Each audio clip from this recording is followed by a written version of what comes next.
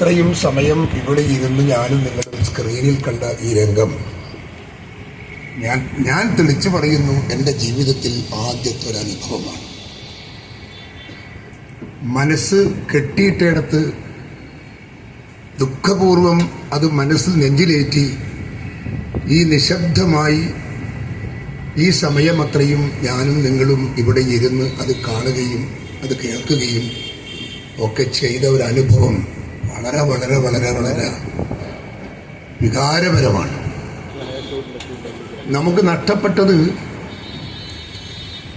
Doctor Manmohan Singh മാത്രമല്ല, നമുക്ക് നഷ്ടപ്പെട്ടത് ഇന്ത്യ രാജ്യത്ത് കൊച്ചു കേരളത്തിന് ഇത്രയേറെ അനുകൂലമായ സമീപനം സ്വീകരിച്ച് മാറ്റങ്ങൾക്ക് കൊടികാട്ടിയ ഒരു പ്രധാനമന്ത്രി നമ്മുടെ ചരിത്രത്തിൽ ഉണ്ടായിട്ടില്ല. ഞാനിത് എൻ്റെ മുൻപിൽ ഈ കയ്യിൽ വെച്ച് ഈ കടലാസെല്ലാം ഞാൻ വായിക്കുകയായിരുന്നു. കേരളത്തിന് അദ്ദേഹം പ്രധാനമന്ത്രിയായപ്പോൾ അദ്ദേഹം കൊണ്ടുവന്ന പരിഷ്കാരങ്ങളുടെ ഒരു വലിയ ചാർട്ടാണ് എൻ്റെ മുമ്പിൽ.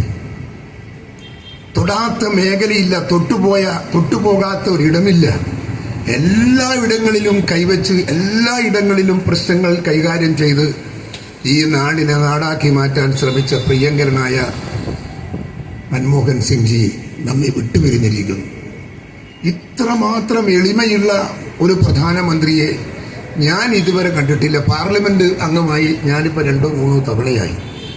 പക്ഷെ എനിക്കൊക്കെ കിട്ടിയിരിക്കുന്ന ഒരു അനുഭവം, ഇത്രയും സ്നേഹമസൃണമായ പെരുമാറ്റം, ഇത്രയും വാക്കു പറഞ്ഞാൽ പാലിക്കുന്ന സ്വഭാവം, നാടിൻ്റെ ഒരു വികാരപരമായ പ്രശ്നം പറയുമ്പോൾ കണ്ണുപൂട്ടി അദ്ദേഹം നിശ്ചലനായി ഇരുന്ന് കേട്ട 3-4 രംഗങ്ങൾ, ഇതൊക്കെ എൻ്റെ മനസ്സിൻ്റെ അകത്ത് തികട്ടി പോവുകയാണ്.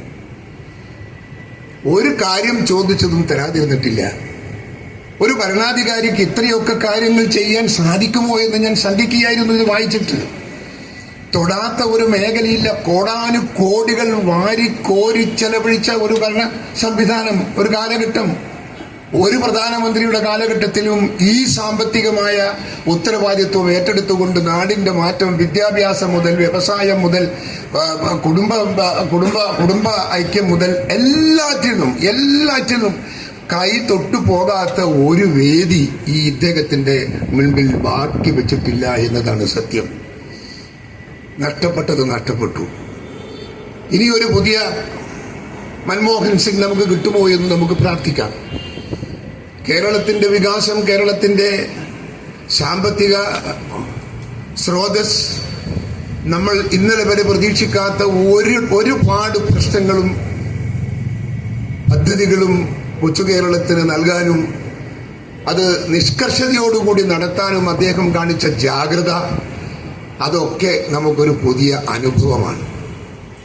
അദ്ദേഹം പോയി, അദ്ദേഹത്തിന് വിട ചൊല്ലി, ഇന്ത്യയിലെ ജനകോടികൾ മുഴുവൻ കണ്ണുനീർ തൂകി അദ്ദേഹത്തിന് യാത്രയയപ്പ് നൽകി. കൂട്ടത്തിൽ ഞാനും നിങ്ങളും അദ്ദേഹത്തിന് യാത്രയയപ്പ് നൽകി. അദ്ദേഹത്തിന്റെ ഓർമ്മകൾ മനസ്സിൻ്റെ അകത്ത് ചിരകാലം നിലനിൽക്കുമെന്ന് എനിക്ക് വിശ്വാസമുണ്ട്. ഈ നാടിനു വേണ്ടി മാത്രം ജീവിതം ഒഴിഞ്ഞുവെച്ച ഒരു പ്രധാനമന്ത്രി. ആർക്കും എവിടെയും എപ്പോഴും പോയി അദ്ദേഹത്തെ കാണാം. അതൊരു അത്ഭുതമാണ്. ഒരു പ്രധാനമന്ത്രിയാണെന്ന് ആർക്കും തോന്നില്ല അദ്ദേഹത്തിന്റെ പെരുമാറ്റം കണ്ടാൽ. എളിമയോടും വിനയത്തോടും കൂടി ആളുകളോടും പെരുമാറി അവരുടെ പ്രശ്നങ്ങൾക്ക് പരിഹാരം കാണുന്ന ഒരു പ്രധാനമന്ത്രി ഇനി ഒരു ജന്മം ഈ ഇന്ത്യ രാജ്യത്തുണ്ടാകുമോ എന്ന് ഞാൻ ആശങ്ക പ്രകടിപ്പിക്കുകയാണ്. പക്ഷേ നമുക്കൊന്നും ചെയ്യാൻ നിർവാഹമില്ല. നമുക്ക് നഷ്ടപ്പെട്ടതൊരു വലിയ സമ്പത്താണ്. ആ സമ്പത്തിനെ കുറിച്ച് ഓർമ്മിക്കാനും ആ ഓർമ്മ മനസ്സിൻ്റെ അകത്ത് വെക്കാനും മാത്രമേ ഇന്ന് നമുക്ക് സാധിക്കുള്ളൂ. ആ ഓർമ്മകൾക്ക് മുമ്പിൽ നമുക്ക് നമ്രശിരസ്കരാവാം. പ്രിയപ്പെട്ട മൻമോഹൻജി നമ്മെ വിട്ടുപിരിഞ്ഞ് കുടുംബക്കാരെല്ലാം അദ്ദേഹത്തിന് അന്തിമയാത്ര നൽകി. ആ അന്തിമയാത്രയോടൊപ്പം നമുക്കും അദ്ദേഹത്തിന് വേണ്ടി ഒരു അന്തിമയാത്ര നമുക്ക് പ്രാർത്ഥിച്ച് നമുക്കിത് യോഗം തുടങ്ങാം. അതൊക്കെ നമുക്ക് ഏറ്റെടുത്തുകൊണ്ട് പൂർണ്ണതയിലേക്ക് എത്തിക്കാനുള്ള പ്രവർത്തനത്തിന് നമുക്ക് വരും നാളുകൾ നമുക്ക് മാറ്റിവെക്കാം. അദ്ദേഹത്തിന്റെ ഓർമ്മകൾക്ക് മുമ്പിൽ നമ്രശിരസ്കനായി ആത്മാവിന് നിത്യശാന്തി നേർന്നുകൊണ്ട് ഞാൻ എൻ്റെ അധ്യക്ഷ ഭാഷണം ഞാൻ അവസാനിപ്പിക്കുന്നു. പ്രിയങ്കരനായ ശ്രീ ആന്റണി ജി നിങ്ങളോട് സംസാരിക്കും. അതിനായി ഞാൻ സാദരം ക്ഷണിക്കും.